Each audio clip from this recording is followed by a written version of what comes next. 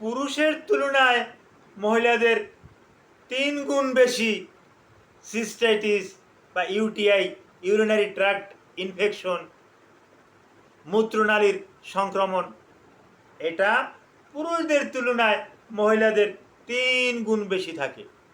এখন কেন?